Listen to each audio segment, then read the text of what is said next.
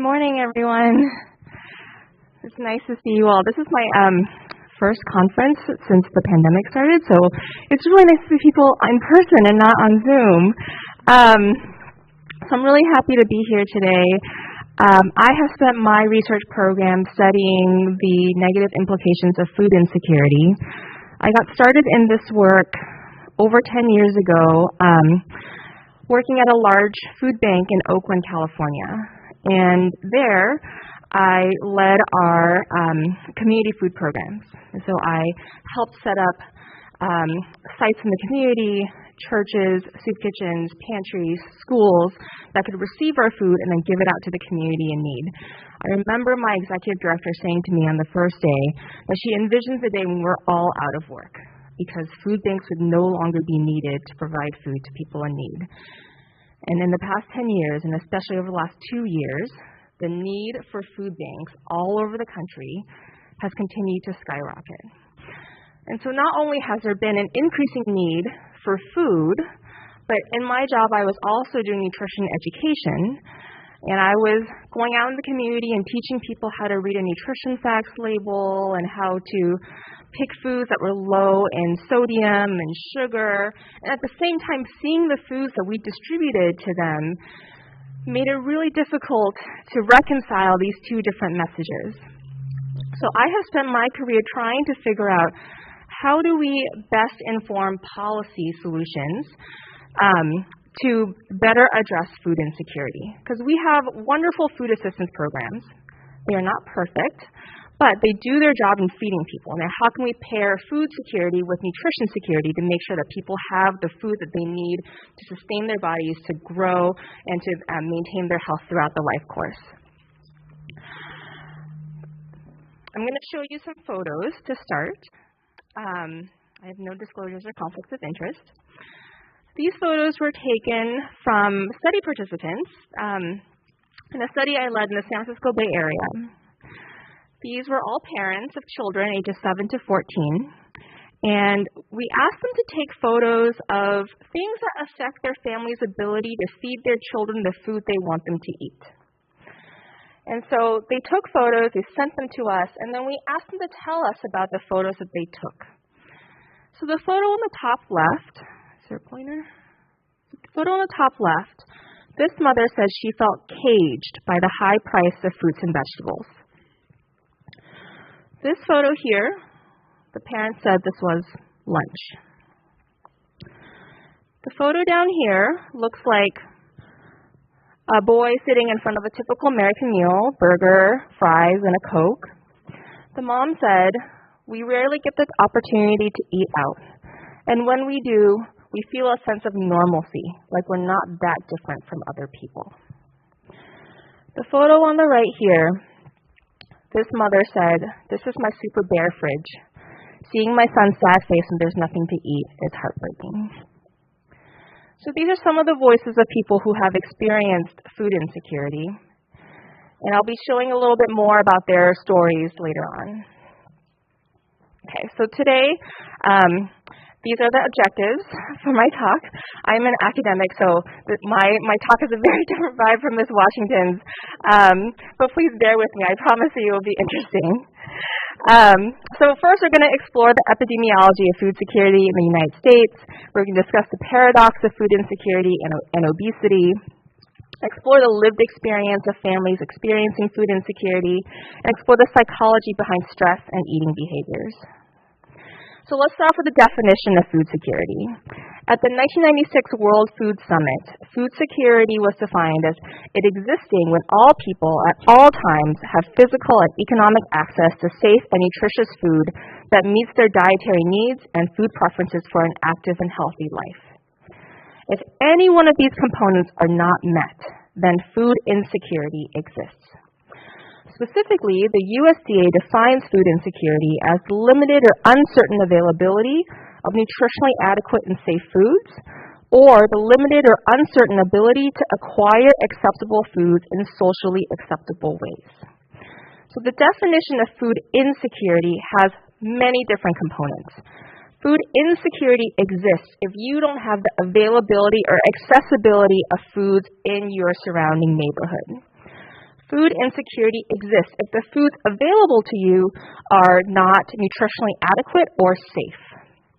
And food insecurity exists if we expect people to resort to socially unacceptable ways to acquire food, such as stealing, scavenging, sometimes maybe even waiting in line at a food pantry might not be considered socially acceptable.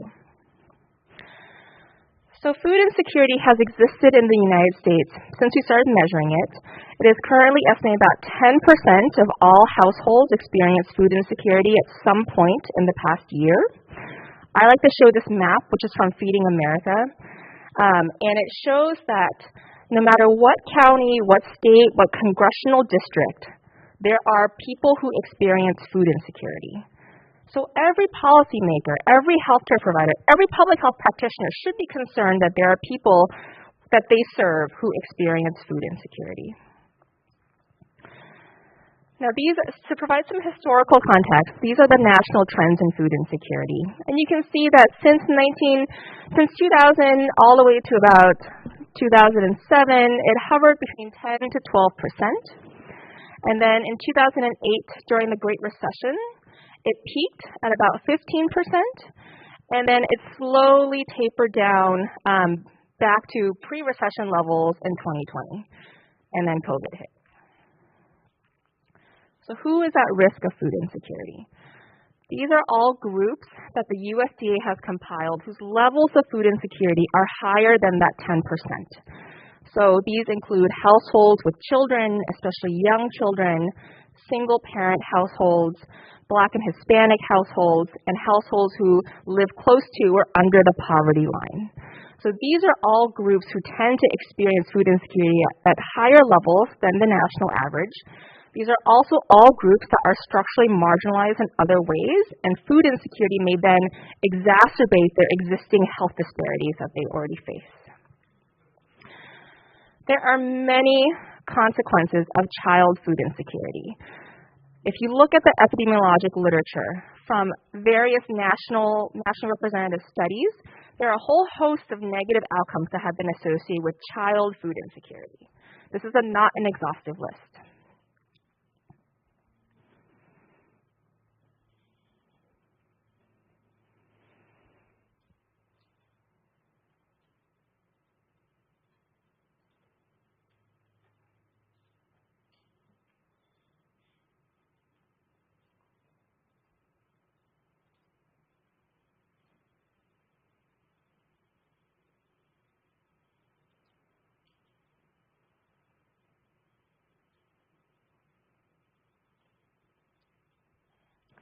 If you look across these three columns, you will see that food insecurity is not just a nutritional issue.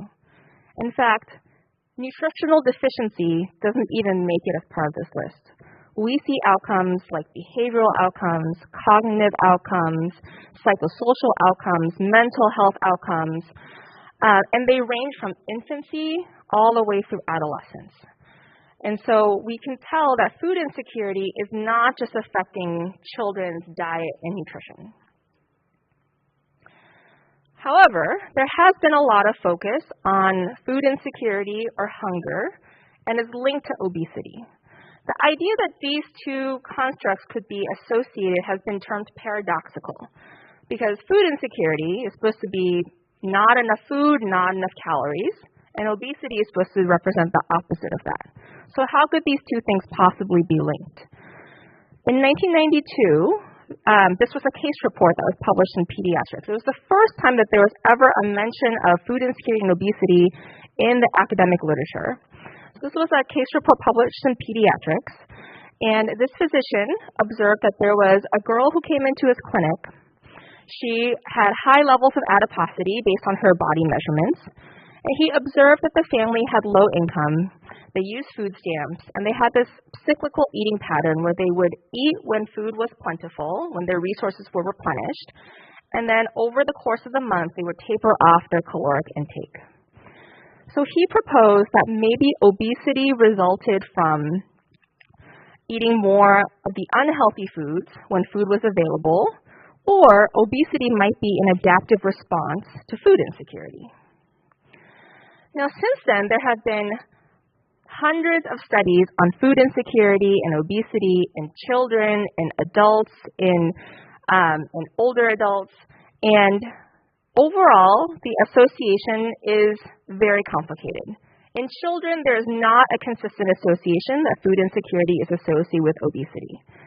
In adult men, there is also not a consistent association that food insecurity is associated with obesity. But in adult women, yes, that seems to be the group where obesity tends to correlate most in families who are also experiencing food insecurity. In addition to obesity, there are many other consequences for adults who experience food insecurity. So here we do see some nutritional deficiencies, lower diet quality, poor sleep, lower physical activity, smoking. We see overall poor health status. We see many mental health outcomes as well, poor self-reported mental health, greater psychological distress, lower cognitive function in older adults, and higher risk of depression. And then, as I mentioned, higher levels of obesity for some groups, and also higher levels of hyperlipidemia, hypertension, diabetes, and for people who have diabetes, poor glycemic control, because we know that patients are choosing between paying for their medication or paying for their food. Now, I am a nutrition researcher, so I am always interested in to what extent is food insecurity associated with our diet quality. In June of 2020, we fielded a national survey of lower-income adults. And we asked them to report their household's food security status. We also asked them to report their diet quality using this measure, where a higher score reflects a healthier, higher quality diet. So higher score means more healthy diet. And what we found was this very obvious dose-response relationship. With the more severe someone's food insecurity level, the lower their diet quality. And in our researcher circles, we ask, is it because people eat more of the unhealthy foods, or is it because people can't eat the healthy foods that they require for their bodies? And when we unpack this association, it was both. It was actually every component in this that we measured, that we asked them to report, was associated with food insecurity in the adverse way. So it's not just that people who are food insecure eat fewer fruits and vegetables. It's everything in combination. Fewer fruits and vegetables, less fish, fewer servings of whole grains, more added sugar, more sodium, more processed foods. And this is really a reflection of the foods that are available and accessible to them based on their financial resources and also based on their neighborhoods. So this has got me to ask, we see that food insecurity is associated with all of these negative health outcomes. What is the mechanism? Why is this happening? Some people have said maybe food insecurity is just a proxy for socioeconomic status. And I would say that is partially true. We certainly know that food insecurity goes up when income is lower. But at the same time, when you give someone money to purchase food, like we do with our federal SNAP program, it doesn't make food insecurity just go away. Some people have argued that maybe food insecurity is just a proxy for living in a poor, in a food apartheid, food desert. It means that someone does not have good access to healthy food in their neighborhood. To some extent, that is also true. However, just opening a supermarket in a low-income neighborhood doesn't mean that all the residents are going to shop there. So I have really focused my line of work on the role of stress. Maybe food insecurity acts as a source of chronic stress. And we all know that when we experience stress for a long time, it changes how we act, it changes how we make decisions, it changes how we behave, it changes how we eat. And maybe food insecurity through the pathway of chronic stress is one of the main reasons why we're seeing all of these negative health outcomes associated with it. So I wanted to explore this. Before I was at Michigan, I lived in San Francisco. And so when I was in San Francisco, we conducted interviews with 48 families, parents and children ages 7 to 14, We conducted interviews with the parents and children separately, but at the same time, so we could talk to them privately and get their experiences around food insecurity. Specifically, we probed about how food insecurity affected them, their behaviors, their health, and how it made them feel. So I'll show you first the parent results. The first result was that every single parent we talked to said that their experience of food insecurity was stressful. A parent said it was like juggling 10 plates and you can't drop one. One person said food is the first thing she thinks about in the morning. So in the morning she thinks about, what am I going to feed my children for breakfast? What am I going to pack for them for their lunch? What am I going to make for dinner? And the cycle starts again the next day. Housing, mortgage, rent, it's a one-time-a-month thought. You pay it and then you don't think about it until 30 days later. But food is a constant thought and a constant worry for every single parent that I talk to.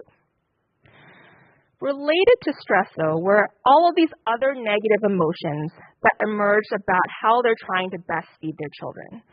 One was the feeling of being powerless. And this was especially in the context of high food prices and trying to feed their family the foods that were healthier but also farther out of reach because of their cost. One parent said, we get tired of eating the same thing over and over again, but what can I do? Canned chili and rice, sort of healthy, but it's something we eat all the time. Hot dogs, again, all this processed food. We don't have a choice. I have to buy what we can make the most out of, what we can make last. Always the unhealthy stuff that we are stuck buying. We also heard themes of feeling alienated, not wanting to socialize with their friends or their family. We heard a lot of elements of embarrassment and shame about food insecurity, but also about the resources that we provide to people who experience food insecurity, like going to a food pantry, like swiping your EBT card at the grocery store. Those were sources of shame for some of our families. We heard several themes of feeling sad, feeling depressed, about this never-ending cycle of food insecurity. And then we heard a lot of parents talk about guilt. Guilt because they wanted to give the best life for their children, but they couldn't afford the basic things that their children needed, like healthy food. So a couple more quotes that I'll let you read on your own before we go on to the children's themes.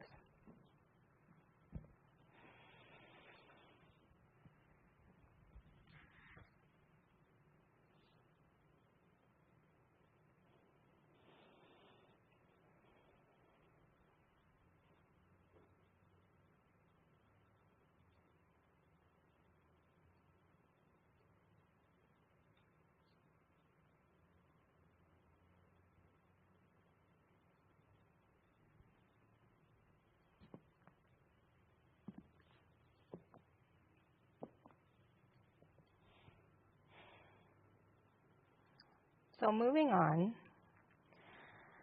I wanted to share a couple more photos that these parents shared with us as part of this project. These are all photos. There were a lot of photos of food that were shared with us. A lot of things that looked really delicious and things that I would want to eat, things that looked like food that we would see at a restaurant. The picture on the left, panel A, this mother said, "Today I had to eat a frozen pad thai because we didn't have a good dinner in the house. I really did not like eating this. It made me feel poor."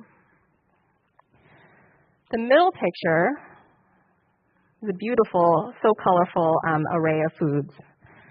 This mother said, "Eating healthy is really good, but it's hard to do. I feel like a failure most times because I can never get it right." And then the last photo, I had to crop it, but over here was another pot of rice, and so it was a picture of rice and beans. And the mother said, "You run out of hope. That's how it feels right now. The end of the month is like a week and a half away. He comes home every day now and says there's nothing to eat." So just giving you a glimpse on the lived experiences of people who have food insecurity and the struggles that the parents face every day in trying to feed their children. Even when it looks as beautiful as these pictures, the internalized struggle is always there. We also asked parents how they cope with food insecurity, and we heard a lot of really positive ways of coping, which is really heartening, relying on their friends and family for support, seeking mental health counseling, spending time with their children because their children make them happy, praying, and then just trying to stay optimistic. We heard a couple of negative themes around negative coping as well. So some parents said that they avoided interaction with others. They just went to sleep so that they wouldn't have to think about being food insecure. And then one parent did say that they used alcohol. And she said, it's not a good situation. I'm not proud of it, but I have to stop thinking so much. So drinking and thinking don't go together, right? So all of this is to show that we think about food insecurity as really a nutritional issue. But when you're living through it, it's the stress that really gets to the core of that experience. It's the anguish, it's the worry, it's the shame, it's the depression, it's the guilt, especially if you're a parent and you have other mouths that are relying on you. That is what you go through day to day. And that, I think, is a really powerful piece that could lead to some of these negative health outcomes that we've observed in the epidemiologic literature. I'll talk about children next. Children have historically been assumed to be protected from food insecurity.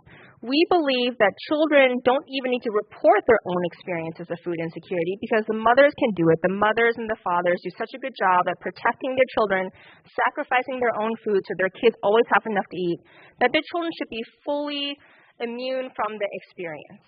But we know because children in food insecure households also have adverse outcomes, that that's not necessarily the case. And so there have been more and more qualitative studies now where researchers interview children in food insecure households to see how much do they know about food insecurity in their home and how does it impact them.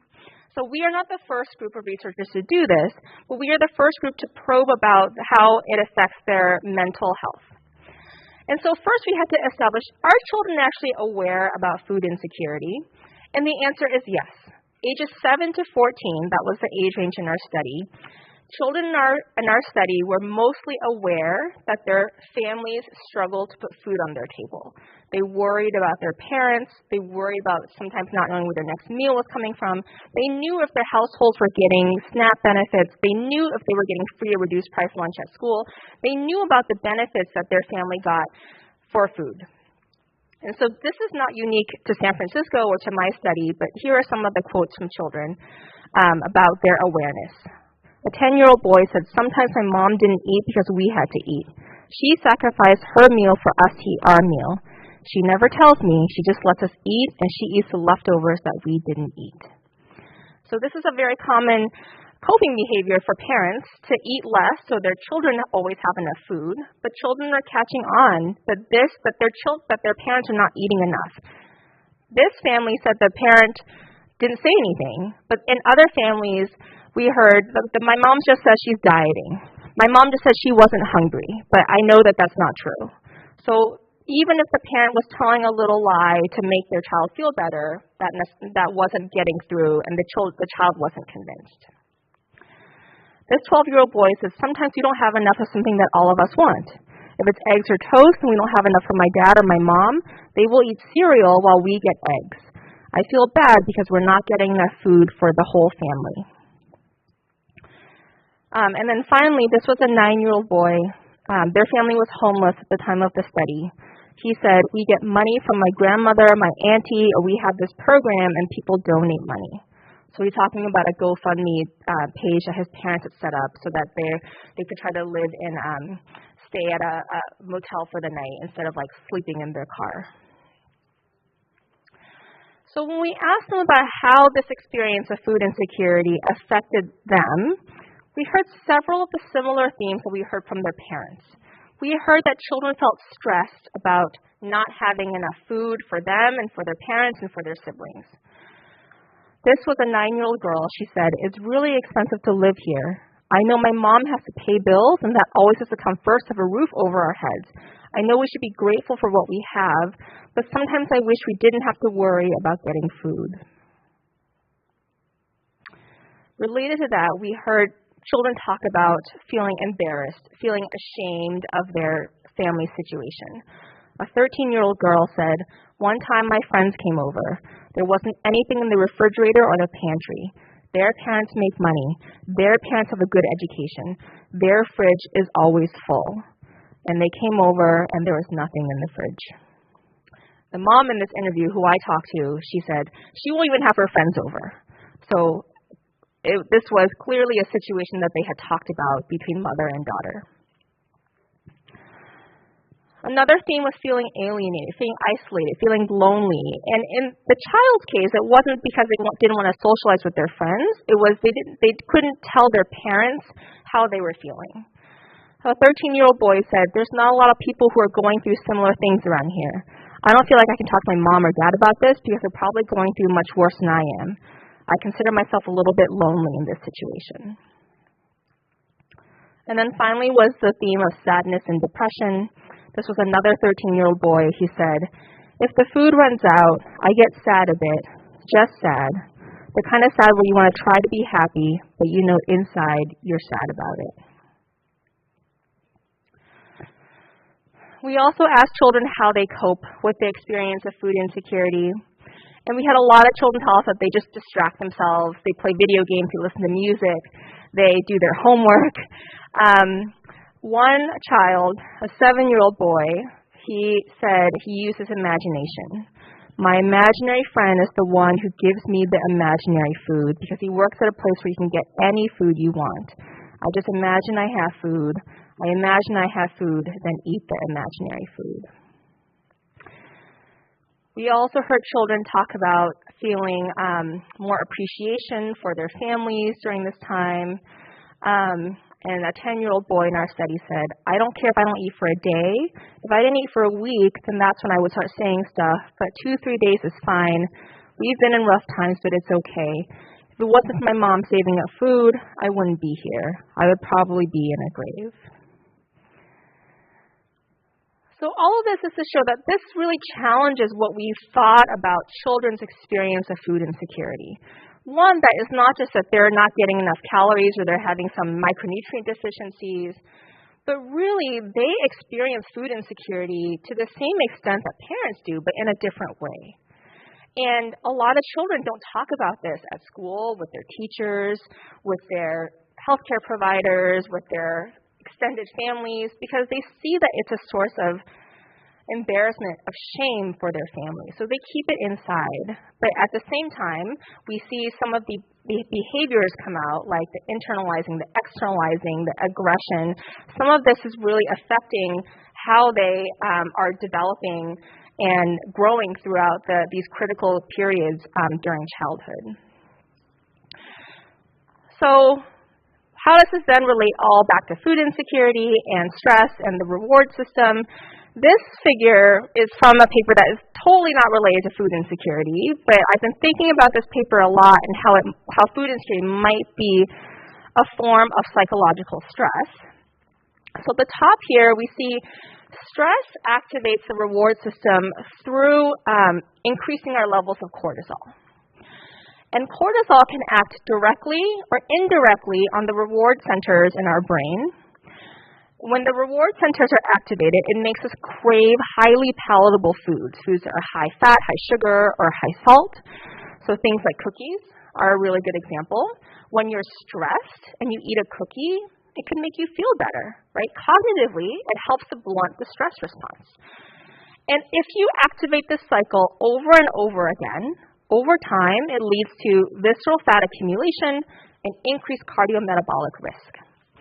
So thinking about food insecurity as a chronic stressor, if food insecurity, which we know is a threatening stressor, it increases this pathway. We know that our environment is saturated with lots of highly palatable foods everywhere we go for low cost. And if this happens over and over again in a child, in a parent, in an individual, over time, this could lead to several of those, at least cardiovascular, cardiometabolic outcomes that we've seen published in these national representative studies. And on top of that, food insecurity is now associated with other eating behaviors beyond what we typically thought. So this study was one of the surveys in a nationally representative sample of adults Food insecurity was associated with higher prevalence of a bulimic spectrum eating disorder, as well as a mood disorder and an anxiety disorder. This study is starting to challenge who we think is typically at risk of an eating disorder, because a lot of our eating disorder prevention and treatment materials and guidelines are not developed for people who experience food insecurity or have low incomes. And we're also seeing that food insecurity is associated with higher levels of food addiction. And so I worry that for children who will grow up in a food insecure household, over time, how does this shape their relationship with food later on in life? So my last slide, I just wanted to kind of sum up some of the things that we talked about. Food insecurity is a critically important social determinant of health. Food insecurity is associated with multiple adverse health outcomes from children all the way through older adulthood. And I firmly believe that stress, toxic stress, is one of the main mechanisms for why we're seeing all of these adverse effects. And we really need a lot more work to bridge our knowledge about healthy eating with the challenges that are faced every day by low-income families. And we really also need multi-pronged interventions to dismantle some of these structural barriers to healthy food availability and accessibility that we know are a daily challenge for our families. So thank you very much.